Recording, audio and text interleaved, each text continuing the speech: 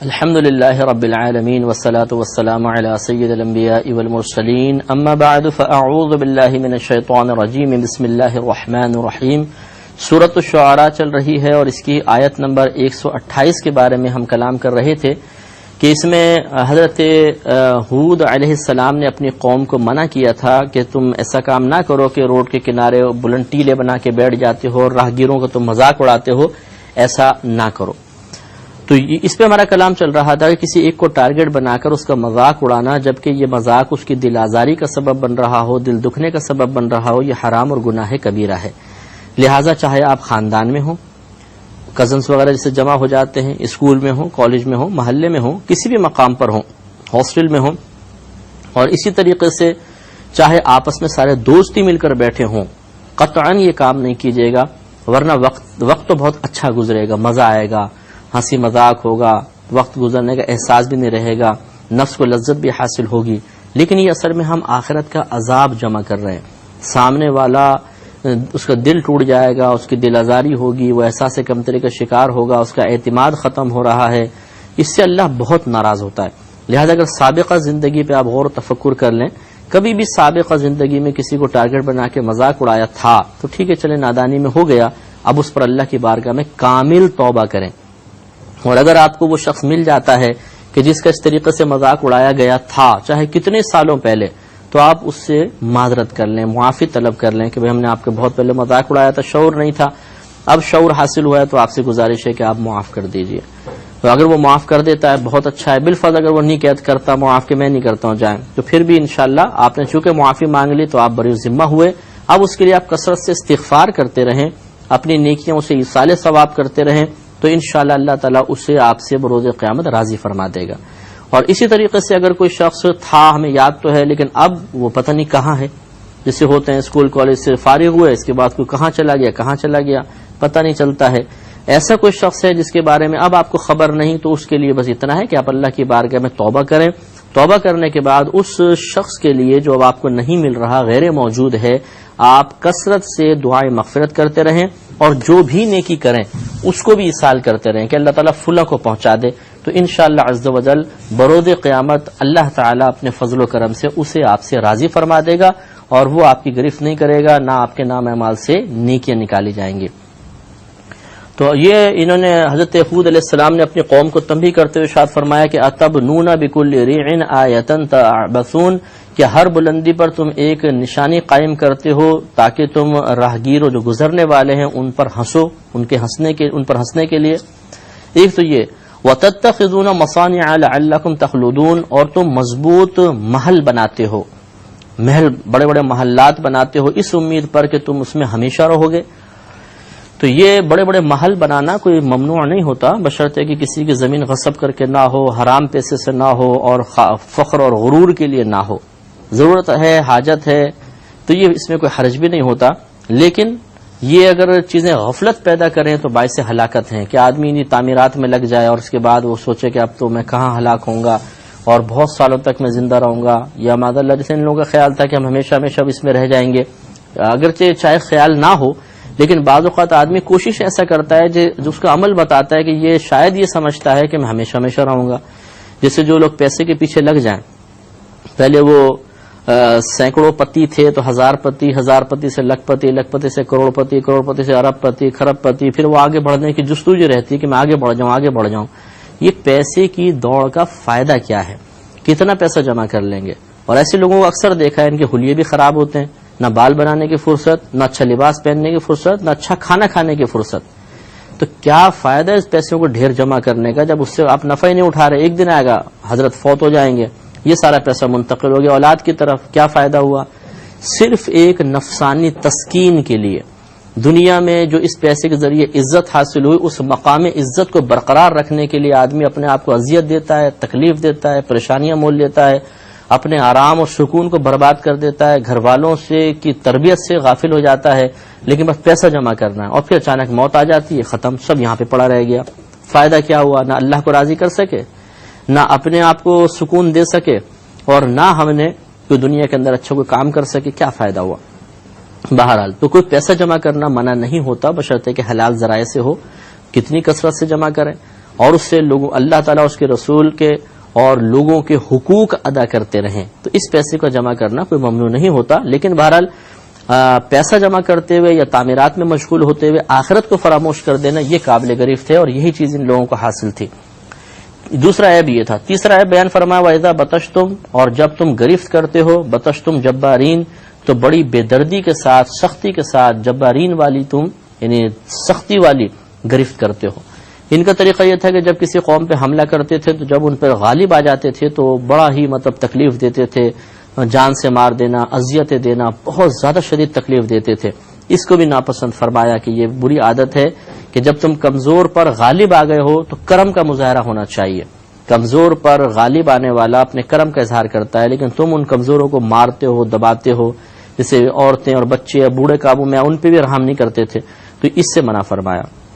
اور ہمارے نبی کریم صلی اللہ علیہ وسلم کی بہترین تعلیم یہ تھی، آپ صحابہ کو جب کسی جہاد پر بھیجتے تھے تو فرمایا کرتے تھے کہ سب سے پہلے جا کر تم سننا کہ کہیں اذان کی آواز تو نہیں آ رہی. اگر کوئی ایسی بستی ہو تو اس پہ حملہ مت کرنا کہ وہ مسلمانوں کی بستی ہوگی، اور اگر تمہیں پتہ چل جائے کہ کافروں کی بستی ہے تو سب سے پہلے انہیں دعوت اسلام دینا.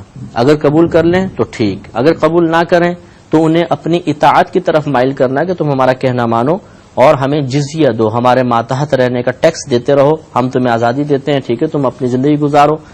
اگر اس پر راضی ہو جائیں تو پھر ان سے تعارض مت کرنا، اگر اس پہ بھی راضی نہیں ہوتے تو ان پر حملہ کرنا. اور پھر بھی فرمایا کہ ان کے عورتوں، بچوں اور بوڑھوں، بیماروں پر حملہ مت کرنا، باقی سب پر حملہ کرنا. اتنی نفیس تعلیم.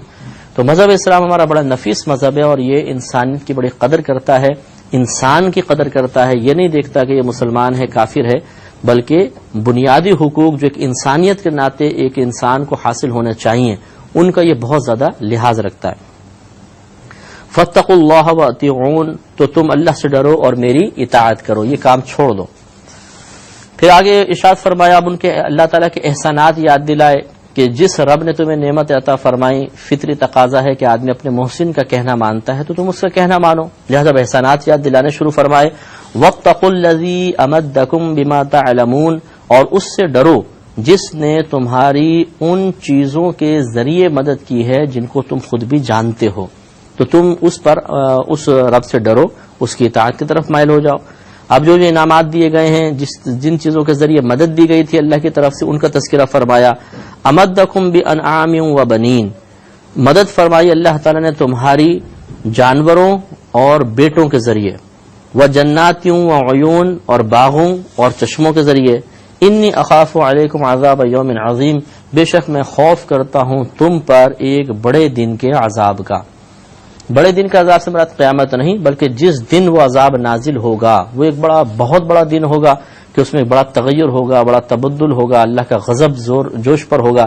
تو اس لیے فرمایا کہ اس بڑے دن کے عذاب سے میں ڈرتا ہوں تم پر کہ بڑا عذاب آ جائے گا. اب اس کے جواب میں انہیں چاہیے یہ تھا کہ وہ غور و تفکر کرتے، آپ کے اخلاص کو سمجھتے، آپ کے جذبہ ہمدردی کی قدر کرتے. لیکن اس کے جواب میں انہوں نے سرکشی اختیار کی. قالوا، انہوں نے کہا سواء علینا، برابر ہے ہم پر، وعظت ام لم تکن من الواعظین، کہ آپ ہمیں نصیحت کریں یا آپ نصیحت کرنے والوں میں سے نہ بنیں، ہمارے لیے سب برابر ہیں. یعنی بولتے جائیے، ہم نے تو کہنا ماننا ہی نہیں ہے. جیسے آج کا مسلمان بھی یہی اس نے روش اختیار کر لی ہے، سنے گا، وقتی طور پہ ایک اثر قبول کرے گا، قلبی کیفیات تبدیل ہوں گی اور تھوڑی دیر بعد ہی بالکل ایسا بن جائے گا، ڈھیٹ ہو جائے گا کہ جیسے اس نے کچھ سنا ہی نہیں ہے. اور بعض تو اگر کوئی نصیحت والی بات آ رہی ہو تو چینل ہی چینج کر دیتے ہیں، انہیں بڑا برا لگتا ہے، نفس پہ گرا گزرتا ہے کہ کوئی ہمیں سمجھائے، کوئی ہمیں نصیحت کرے، کوئی ہماری کسی برائی کی نشاندہی کرے، کوئی ہمیں نیکی کی طرف مائل کرے. بہت برا لگتا ہے، بہت ہی برا لگتا ہے.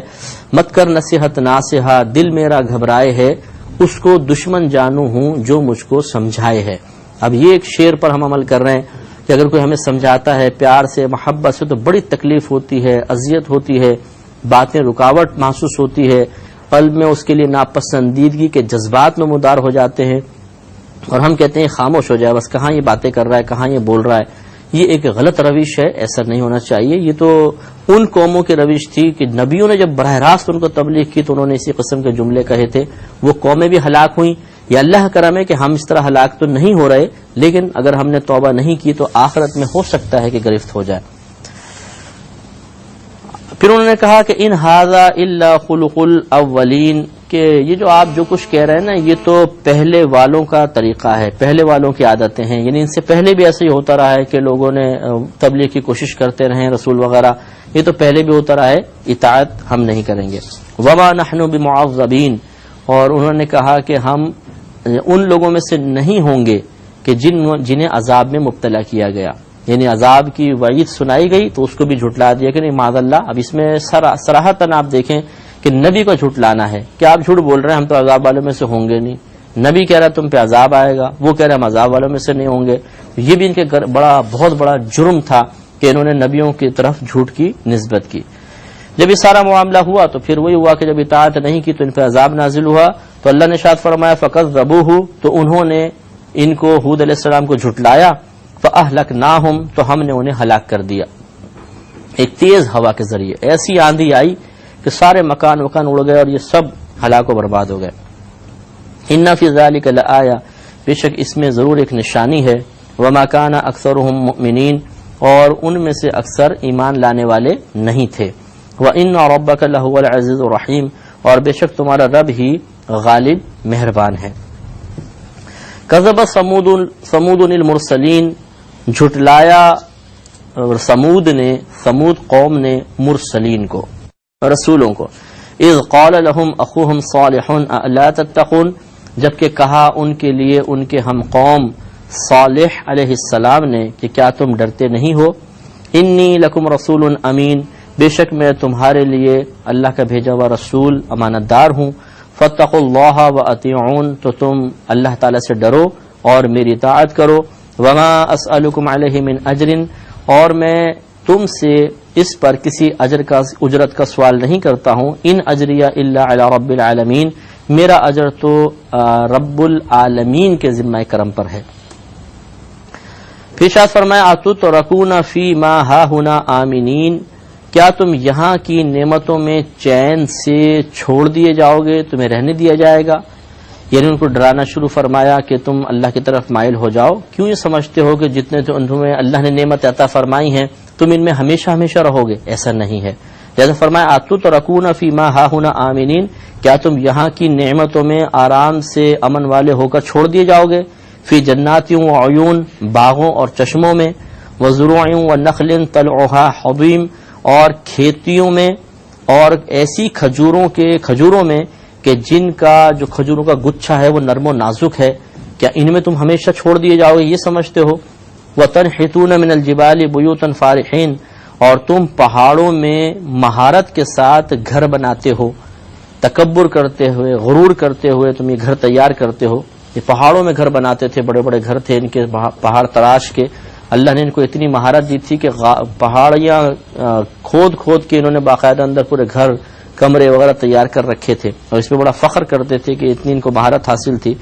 تو یہ آپ نے ڈرایا کہ یہ تمام چیزیں عارضی ہیں، یہ مت سمجھو کہ ان میں رہنے کے بعد تم کبھی بھی اللہ کی بارگاہ میں نہیں پہنچو گے۔ فاتقوا اللہ واطیعون، تو تم اللہ تبارک و تعالی سے ڈرو اور میری اطاعت کرو۔ ولا تطیعوا امر المسرفین، اور حد سے بڑھنے والوں کے کہنے پر مت چلو، ان کا حکم مت مانو۔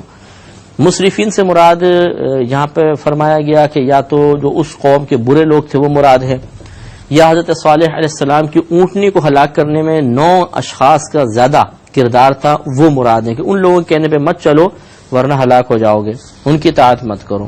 الذین یفسدون فی الارض ولا یصلحون، وہ جو فساد کرتے ہیں زمین میں اور اصلاح نہیں کرتے ہیں، اپنی اور دوسروں کی اصلاح نہیں کرتے ہیں، وہ مسرفین، ان کا تم کہنا مت مانو ورنہ ہلاک ہو جاؤ گے۔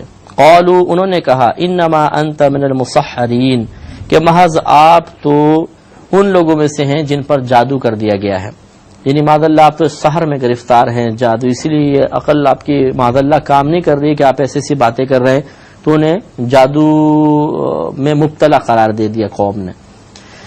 اس سے یہ کم از کم پتہ چلا کہ پچھلی قوموں میں بھی یہ ہی بات مشہور تھی کہ جادو سے ذہن قابو میں کیا جا سکتا ہے، لہذا انہوں نے بھی یہ کہا کہ آپ کی عقل جو ہے وہ زائل ہو گئی ہے، معاذ اللہ شاید آپ پہ جادو کر دیا گیا تبھی آپ اس قسم کی باتیں کہہ رہے ہیں۔ ما انت الا بشر مثلنا، آپ تو ہماری مثل ایک بشر ہی ہیں، یعنی ہم آپ کی اطاعت کیوں کریں، آپ تو ہماری مثل ایک بشر ہیں۔ تو تمام انبیاء علیہم السلام بشر ہوتے ہیں، اس کا کوئی انکار نہیں، لیکن انہیں اپنی مثل حقارت کے ساتھ بشر کہنا یہ کفار قوم کا طریقہ تھا، اور اس کو فقہا نے کفر لکھا ہے کہ یہ حقارت کے ساتھ کہہ رہے کیا ہے، نبی ہماری طرح تو بشر ہے عام معمولی سے، تو معاذ اللہ اس کو توہین نبی میں شمار کیا گیا ہے اور کفر کا حکم لگے گا۔ تو انہوں نے بھی حقارت کے ساتھ کہا کہ آپ تو ہماری مثل ایک بشر ہیں۔ فَأْتِ بِآیَةٍ إِن كُنتَ مِنَ الصَّادِقِينَ، تو آپ کوئی نشانے لے آئیں اگر آپ سچوں میں سے ہیں۔ یہ طلب معجزہ تھا کہ آپ کو لائیے، کوئی معجزہ دکھا دیجئے، اور یاد رکھیں کہ جب قوم معجزہ طلب کرے تو نبی پہ لازم ہوتا ہے کہ وہ معجزے کا اظہار فرمائے گا۔